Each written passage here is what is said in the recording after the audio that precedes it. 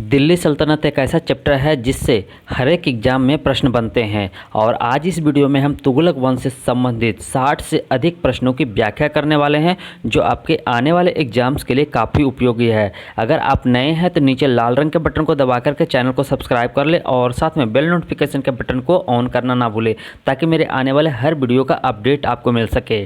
चलिए हम जानते हैं दिल्ली सल्तनत के बारे में। तो आपको बता दें कि दिल्ली सल्तनत जो 1206 ईस्वी से लेकर के 1526 ईस्वी तक चला। आपको ये भी बता दें कि दिल्ली सल्तनत पर शासन करने वाला प्रथम जो शासक था वो था कुतुबुद्दीन ऐबक और अंतिम जो शासक था वो था आपका इब्राहिम लोदी। तो आज हम बात करने वाले हैं तुगलक वंश के बारे में। तो आपको ये भी बता दें कि तुगलक वंश के शासकों ने 1320 ईस्वी से 1412 ईस्वी तक शासन किया। और उसके बाद चलिए प्रश्न की तरफ चलते हैं। आपका जो पहला प्रश्न है करा कि दिल्ली सल्तनत पर तुगलक वंश की स्थापना किसने किया? तो इसका जो राइट आंसर होगा वो होगा तुगलक गाजी। और इन्होंने 5 सितंबर 1320 ईस्वी को दिल्ली सल्तनत पर जो है तुगलक वंश की स्थापना किया था। चलिए अब जानते हैं तुगलक वंश के प्रथम शासक जिसे गयासुद्दीन तुगलक के नाम से जाना जाता है और इन्होंने 1320 ईस्वी से 1325 ईस्वी तक जो है दिल्ली सल्तनत पर शासन किया।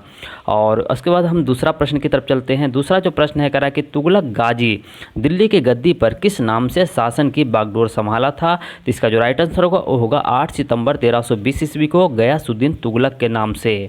और तीसरा जो प्रश्न है करा कि गयासुद्दीन तुगलक ने कितने बार मंगोल आक्रमण को जो है विफल किया था? तो इसका जो राइट आंसर होगा वो होगा कुल 29 बार ने।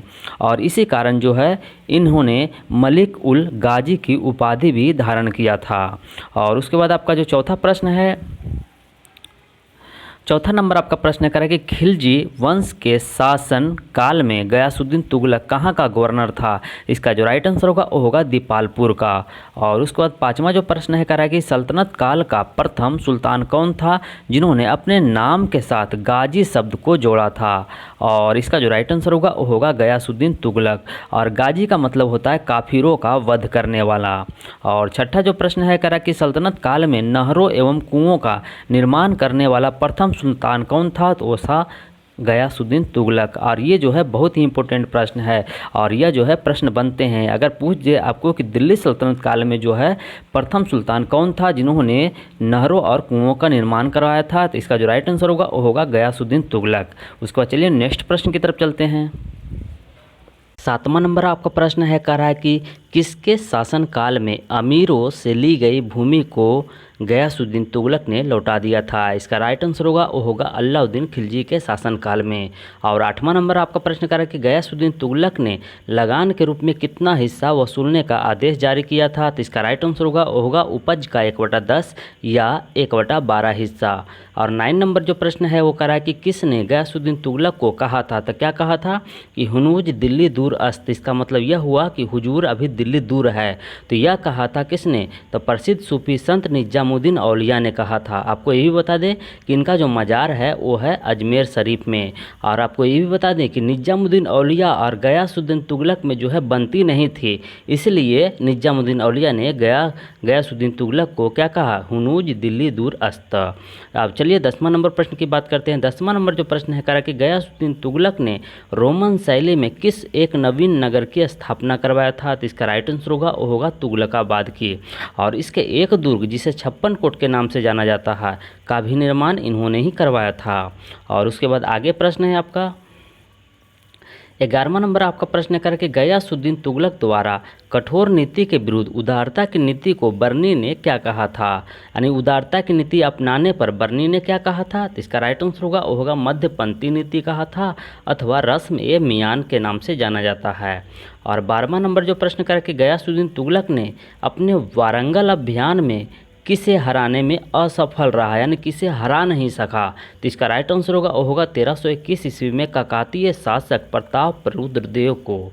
और 13वां नंबर जो प्रश्न करके गयासुद्दीन तुगलक ने दक्षिण भारत पर सल्तनत की स्थापना के लिए किसे भेजा था? तो इसका राइट आंसर होगा वो होगा जूना खां को भेजा था और जिसे मोहम्मद बिन तुगलक के नाम से भी जाना जाता है। और इन्होंने 1323 ईस्वी में वारंगल और मदुरई राज्यों को जीत करके दिल्ली सल्तनत में मिला लिया था। और उसके बाद चलिए आगे चलते हैं प्रश्न में। 14वां नंबर आपको प्रश्न है करा कि गयासुद्दीन तुगलक ने 1324 ईस्वी में किन प्रदेशों को जीतकर दिल्ली सल्तनत में मिलाया था? तो इसका राइट आंसर होगा बंगाल, उड़ीसा और तिरहुत प्रदेशों को जो है जीत करके इन्होंने दिल्ली सल्तनत में मिला लिया। अगर आपको वीडियो अच्छा लग रहा हो तो मेरे वीडियो को लाइक कर दीजिए और चैनल को सब्सक्राइब कर ले, क्योंकि मैं इसी तरह के वीडियो को प्रतिदिन लाता रहता हूँ। और चलिए हम 15 नंबर प्रश्न की बात करते हैं। आपका 15 नंबर जो प्रश्न है करा कि गयासुद्दीन तुगलक ने मंगोलों पर विजय कब प्राप्त किया था? तो इसका राइट आंसर होगा वो होगा 1324 ईस्वी में इन्होंने विजय प्राप्त किया था। और 16वां नंबर जो प्रश्न करा कि गयासुद्दीन तुगलक की हत्या 1325 ईस्वी में किस षड्यंत्र द्वारा कर दी गई थी? तो इसका राइट आंसर होगा वो होगा जूना खां ने इसे करवा दिया था। तो जूना खां के निर्देश पर जो है अहमद आयाज ने एक लकड़ी का महल बनवाया था और इस लकड़ी के महल में जो है दब कर इनकी मृत्यु हो गई थी। तो किनकी? तो गयासुद्दीन तुगलक की, यानी हत्या करवा दिया गया था एक तरफ से। और 17वां नंबर जो प्रश्न करा कि गयासुद्दीन तुगलक का मकबरा कहाँ है? तो वो है आपका दिल्ली के निकट तुगलकाबाद में। और उसके बाद चलिए आगे चलते हैं प्रश्न में। गयासुद्दीन तुगलक के मृत्यु के बाद उसका पुत्र, जिसे मोहम्मद बिन तुगलक के नाम से जाना जाता है, इन्होंने दिल्ली की गद्दी पर बैठा और इन्होंने 1325 ईस्वी से 1351 ईस्वी तक दिल्ली सल्तनत पर क्या किया? शासन किया। और चलिए 18वां नंबर प्रश्न की बात करते हैं। 18वां नंबर जो प्रश्न है करा कि गयासुद्दीन तुगलक की मृत्यु के बाद जूना खां यानी जूना खां ने किस नाम से दिल्ली की गद्दी पर बैठा था? तो इसका राइट आंसर होगा वो होगा 1325 ईस्वी में मोहम्मद बिन तुगलक के नाम से कहाँ बैठा था? दिल्ली की गद्दी पर बैठा था। और 19वां नंबर जो प्रश्न करा कि मोहम्मद बिन तुगलक का मूल नाम क्या था? तो इसका राइट आंसर होगा वो होगा उलंग खां इनका मूल नाम था और ऐसे जूना खां के नाम से भी जाना जाता था। और मोहम्मद बिन तुगलक के जो पिता थे वो कौन थे? तो गयासुद्दीन तुगलक थे, ये भी आपको याद रखना है। और 20वां नंबर जो प्रश्न करा कि दिल्ली सल्तनत का सर्वाधिक विवादास्पद सुल्तान कौन था? तो वो था आपका कौन था? मोहम्मद बिन तुगलक था। मोहम्मद बिन तुगलक था। कौन था? तो मोहम्मद बिन तुगलक था। ये आपको याद रखना है, ये प्रश्न पूछे जाते हैं। और उसके बाद चलिए आगे चलते हैं प्रश्न में।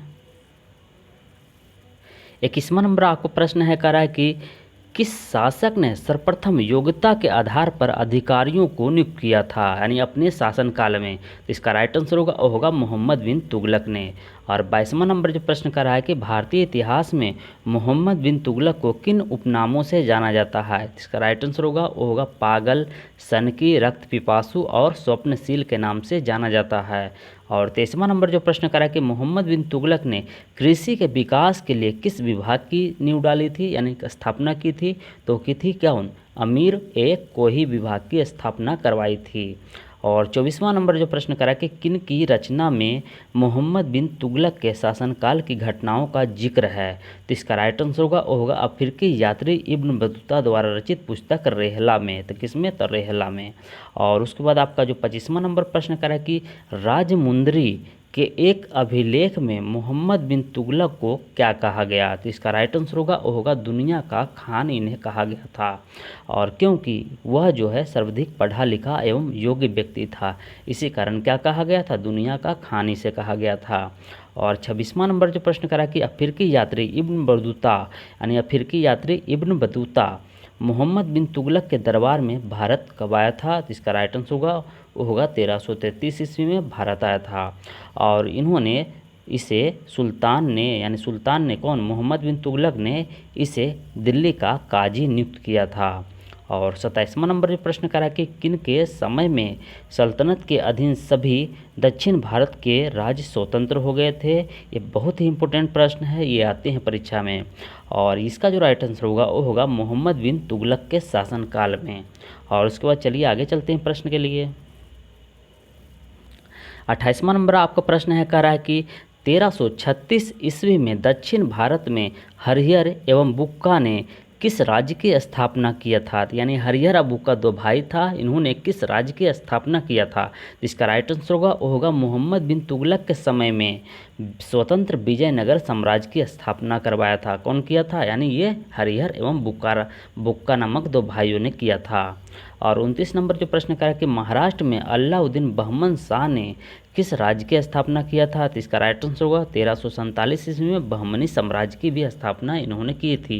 किसके शासनकाल में? तो मोहम्मद बिन तुगलक के शासनकाल में। और 30वां नंबर जो प्रश्न करा कि सल्तनत का वह प्रथम शासक जिन्होंने प्रसिद्ध संतों के मकबरे का दर्शन किया था? तो इसका राइट आंसर होगा क्या? मोहम्मद बिन तुगलक ने। और इन्होंने अजमेर में शेख मोइनुद्दीन चिश्ती एवं बहराइच में सलार मसूद गाजी के मकबरे का दर्शन किया था। और उसके बाद चलिए आगे चलते हैं प्रश्न के लिए। 31वां नंबर जो प्रश्न करा है कि मोहम्मद बिन तुगलक ने किन किन संतों की कब्र पर मकबरे बनवाए थे। इसका राइट आंसर होगा दिल्ली में शेख निजामुद्दीन औलिया के मकबरे बनवाए थे, और अजूदहन में जो शेख सुल्तान के मकबरे बनवाए थे, और बदायूं में मीरन मुलहिम के मकबरे बनवाए थे, और इतना ही नहीं मुल्तान में शेख नूरुद्दीन के भी मकबरे इन्होंने ही बनवाए थे। और 32 नंबर जो प्रश्न करा है कि मोहम्मद बिन तुगलक के समय में किसने वारंगल राज्य को स्थापित किया था। तो इसका राइट आंसर होगा कान्हा नायक ने 1336 ईस्वी में। और 33 नंबर जो प्रश्न करा है कि मोहम्मद बिन तुगलक ने किस पुस्तक की रचना की थी। क्योंकि वो पढ़ा लिखा बहुत ही विद्वान व्यक्ति था, इसलिए इन्होंने एक पुस्तक की रचना की थी। तो इसका नाम था इंसाए महरू, इस पुस्तक की रचना की थी। उसके बाद चलिए आगे चलते हैं प्रश्न में। 34 नंबर जो प्रश्न है वो कह रहा है कि मोहम्मद बिन तुगलक के शासनकाल में यानी 4 ऐसे विवादास्पद योजनाओं को लागू किया जिससे उन्हें असफलताओं का बादशाह कहा जाने लगा। और ये 4 जो विवादास्पद योजना थे वो निम्न है। पहली जो योजना थे, उन्होंने दोआब क्षेत्र में कर को वृद्धि कर दिया था। तो आपको बताते हैं कि मोहम्मद बिन तुगलक ने दोआब क्षेत्र में उपज के 50% कर की वृद्धि कर दिया था, और उसी वर्ष क्या हुआ, भयंकर अकाल पड़ जाने के कारण जो है पैदावार प्रभावित हुआ, और उनके अधिकारियों द्वारा जो है वहाँ जबरन कर वसूला जाने लगा, और इससे जो है उस क्षेत्र में विद्रोह उत्पन्न हो गया, और जिससे यह योजना जो है उसकी असफल हो गई थी। और दूसरी जो थी योजना वो थी राजधानी परिवर्तन को लेकर के, और इन्होंने अपनी राजधानी को सबसे पहले दिल्ली से देवगिरी को स्थापित किया था, और देवगिरी का नाम बदल कर के इन्होंने क्या रख दिया था, दौलताबाद रख दिया था। और उसके बाद राजधानी परिवर्तन के परिणाम स्वरूप जो है दक्षिण भारत में मुस्लिम संस्कृति का विकास हुआ, और जिसमें विजयनगर साम्राज्य एवं बहमनी साम्राज्य का उदय हुआ था। यानी जब उसका राजधानी परिवर्तित कर दिया गया था, इस कारण जो है उसका सत्ता का जो केंद्रीकरण था वो दूसरे जगह हट गया, जिससे वहाँ दक्षिण भारत के 2 राज्य स्वतंत्र हो गए। एक विजयनगर साम्राज्य था, दूसरा जो था बहमनी साम्राज्य था, और वो दो नवीन राज्यों का उदय हुआ था। उसके बाद चलिए आगे चलते हैं। तीसरी जो योजना थी उनकी सांकेतिक मुद्रा का प्रचलन करवाना। तो इन्होंने सांकेतिक व प्रतीकात्मक यानी प्रतीकात्मक सिक्कों का प्रचलन करवाया था, और सांकेतिक मुद्रा के अंतर्गत पीतल और तांबे धातु के सिक्के चलवाए थे, और जिनका मूल्य चांदी के रुपये के बराबर था। और सिक्का ढालने पर नियंत्रण नहीं होने के कारण अनेक जाली टकसाल बन गए थे, जिससे लगान जाली सिक्कों से दिया जाने लगा, और जिससे ढेर सारा जो है जाली सिक्के जो है सल्तनत काल में इकट्ठा होने लगे, जिससे वह योजना भी असफल हो गई थी। और उसके बाद अगली जो योजना है उसको देख लेते हैं। चौथी जो योजना है वो कह रहा है कि खुरासान एवं कराचिल अभियान। तो आपको बता दें कि खुरासान को जीतने के लिए मोहम्मद बिन तुगलक ने 3,70,000 सैनिकों को 1 वर्ष का अग्रिम वेतन दे दिया था, और किसी कारणवश जो है राजनीतिक परिवर्तन होने के कारण दोनों राज्यों के बीच क्या हो गया था, समझौता हो गया था। इस कारण जो है सारा पैसा क्या हो गया, बर्बाद हो गया था। और दूसरी योजना इसी में है, वो कराचिल अभियान के तहत सुल्तान ने खुसरो मलिक के नेतृत्व में जो है एक विशाल सेना को पहाड़ी राज्यों को जीतने के लिए भेजा था। और लेकिन हुआ क्या कि पूरी सेना जो है जंगली रास्तों में भटक गई, और केवल 10 अधिकारी ही बच करके आ पाए। इससे क्या हुआ कि सेना की भी बर्बादी हो गई, जिससे ये योजना भी असफल हो गई थी। और उसके बाद आपका जो 35 नंबर जो प्रश्न करा कि मोहम्मद बिन तुगलक को असफलताओं का बादशाह क्यों कहा जाता है। तो आपको बता दें कि असफल योजनाओं के कारण जो है उन्हें असफलता का बादशाह कहा जाता है। तो इसका राइट आंसर क्या होगा, असफल योजनाओं के कारण। और उसके बाद आगे चलते हैं प्रश्न में। 36 नंबर आपका प्रश्न है, कह रहा है कि किसने मोहम्मद बिन तुगलक को धनवानों का राजकुमार कहा। तो इसका राइट आंसर होगा सिक्के संबंधी विविध प्रयोगों के कारण एडवर्ड टॉमस ने जो है इन्हें क्या कहा था, धनवानों का राजकुमार कहा था। और 37वां नंबर जो प्रश्न कह रहा है कि मोहम्मद बिन तुगलक की मृत्यु 20 मार्च 1351 को कैसे हो गई थी। तो इसका राइट आंसर होगा जब वह तार्की को समाप्त करने के लिए सिंध जा रहा था, तो उसी समय जो है ठट्टा के निकट उनकी मृत्यु हो गई थी। और 38वां नंबर जो प्रश्न करा कि किसने लिखा कि अंततः लोगों को उससे मुक्ति मिली और उन्हें लोगों से मिली। तो इसका राइट आंसर होगा इतिहासकार जियाउद्दीन बर्नी ने यह लिखा था। उसके बाद चलिए आगे चलते हैं प्रश्न में। चलिए अब हम जानते हैं दिल्ली सल्तनत पर शासन करने वाले तुगलक वंश के तीसरे शासक के बारे में। तो इन्होंने यानी किन्होंने फिरोज शाह तुगलक ने दिल्ली सल्तनत पर 1351 से लेकर के 1388 ईस्वी तक शासन किया। और चलिए प्रश्न की तरफ चलते हैं। आपका 39 नंबर जो प्रश्न करा कि मोहम्मद बिन तुगलक की मृत्यु के बाद दिल्ली की गद्दी पर कौन बैठा था। इसका राइट आंसर होगा 20 मार्च 1351 ईस्वी को कौन, तो फिरोज शाह तुगलक गद्दी पर बैठा था। और 40वां नंबर जो प्रश्न करा कि फिरोज शाह तुगलक के माता पिता कौन थे। तो आपको बता दें कि इनकी जो माता थी वो थी बीबी जैला और इनका जो पिता था कौन था, रजब था। और इनका चचेरा भाई था कौन था, तो मोहम्मद बिन तुगलक जो था इनका चचेरा भाई था। और 41वां नंबर जो प्रश्न करा कि फिरोज शाह ने अपने शासनकाल में कितने कष्टदायक करों को हटा दिया था। इसका राइट आंसर होगा उन्होंने 24 प्रकार के कष्टदायक करों को हटा दिया था और सिर्फ 4 कर ही वसूलने का आदेश जारी किया था। और 42वां नंबर जो प्रश्न करा कि ब्राह्मणों पर जजिया कर लगाने वाला प्रथम मुस्लिम शासक कौन था, तो वो था आपका फिरोज शाह तुगलक। आगे चलते हैं प्रश्न में। 43वां नंबर आपको प्रश्न कराया है कि दासों की देखभाल के लिए फिरोज शाह तुगलक ने किस विभाग की स्थापना करवाया था। तो इसका राइट आंसर होगा दीवान ए बंदकान। और 44वां नंबर जो प्रश्न करा है कि किसने हज यात्रियों के लिए राजकीय खर्च पर हज यात्रा करने की व्यवस्था करवाया था। इसका राइट आंसर होगा फिरोज शाह तुगलक। आपको ये बताते कि ऐसा करने वाला वो दिल्ली सल्तनत का प्रथम सुल्तान था। और 45वां नंबर जो प्रश्न करा कि फिरोज शाह तुगलक ने कितने नहर और नए नगरों की स्थापना करवाया था। तो इसका राइट आंसर होगा 5 बड़ी नहरों का निर्माण करवाया था और 300 नए नगरों का स्थापना करवाया था, जिनमें फिरोजपुर, जौनपुर, हिसार और फिरोजाबाद प्रमुख था। और उसके बाद चलिए आगे चलते हैं प्रश्न में। 46वां नंबर आपका प्रश्न है, कह रहा है कि किसने सम्राट अशोक के स्तंभ अभिलेखों को मंगा करके दिल्ली में स्थापित करवाया था। तो इसका राइट आंसर होगा फिरोज शाह तुगलक ने मेरठ और टोपरा गांव के स्तंभों को कहाँ लाया था, दिल्ली ले आया था। और 47वां नंबर जो प्रश्न करा है कि फिरोज शाह तुगलक ने किससे निर्मित सिक्के भारी संख्या में जारी करवाया था। इसका राइट आंसर होगा तांबा और चांदी के मिश्रण से बने सिक्के, जिसे अद्धा और बिक कहा जाता है, तो इनके जो है जारी करवाया था। और उसके बाद 48 नंबर जो प्रश्न करा है कि फिरोज शाह ने दीवान ए खैरात विभाग की स्थापना किस लिए करवाया था। तो इसका राइट आंसर होगा अनाथ मुस्लिम महिलाओं और असहाय लड़कियों और विधवा स्त्रियों की सेवा के लिए इन्होंने दीवान ए खैरात विभाग की स्थापना कहाँ करवाया था, दिल्ली में। और 39वां नंबर जो प्रश्न करा कि किस सल्तनतकालीन सुल्तान के शासनकाल में दासों की संख्या सबसे अधिक थी। इसका राइट आंसर होगा फिरोज शाह तुगलक के समय में, और इनके समय में जो है दासों की कुल संख्या थी 1,80,000। और उसके बाद आपका 50वां नंबर जो प्रश्न कह रहा है कि ज्वालामुखी मंदिर के पुस्तकालय से लूटे गए ग्रंथों को किसने अनुवाद करवाया था। तो इसका राइट आंसर होगा फिरोज शाह तुगलक ने 1300 ग्रंथों को विद्वान यानी 1300 ग्रंथों को विद्वान कौन, तापाउद्दीन ने इन्हें फारसी भाषा में अनुवाद किया था। और 51 नंबर जो प्रश्न करा है कि फिरोज शाह तुगलक ने 1360 ईस्वी में उड़ीसा पर आक्रमण कर किसे हराया था। तो इसका राइट आंसर होगा भानुदेव तृतीय को। और पुरी के जगन्नाथ मंदिर को जो है इन्होंने ध्वस्त कर दिया था, किसने, तो फिरोज शाह तुगलक ने। और 52 नंबर जो प्रश्न कह रहा है कि फिरोज शाह ने यानी किस पर आक्रमण करके ज्वालामुखी मंदिर को नष्ट भ्रष्ट कर दिया था। तो इसका राइट आंसर होगा 1361 ईस्वी में नागरकोट पर आक्रमण करके। और उसको चलिए आगे चलते हैं प्रश्न में। 53 नंबर आपका प्रश्न है, कह रहा है कि गरीबों का मुफ्त इलाज हेतु फिरोज शाह तुगलक ने किस अस्पताल का निर्माण करवाया था। तो इसका राइट आंसर होगा दारुल सफ़ा राजकीय अस्पताल का निर्माण इन्होंने करवाया था। उसके बाद अब हम जानते हैं 54 नंबर जो प्रश्न करा है कि फिरोज शाह तुगलक द्वारा किए गए प्रमुख कार्यों को जान लेते हैं। तो इन्होंने पहला कार्य यानी 13 नए मदरसों की स्थापना इन्होंने करवाया था।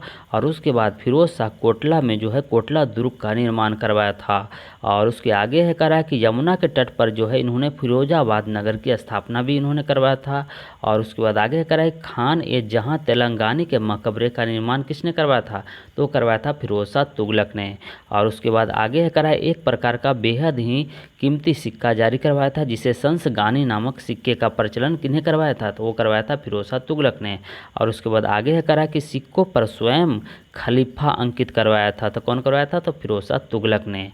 और उसके बाद आपका जो 55 नंबर जो प्रश्न है कह रहा है कि फिरोज शाह तुगलक के सफलताओं का श्रेय जो है किसे दिया जाता है, तो इसका जो राइट आंसर होगा वो होगा इसके प्रधानमंत्री कौन थे, तो खान ए जहां मकबूल को जो है उनकी सफलताओं का श्रेय दिया जाता है।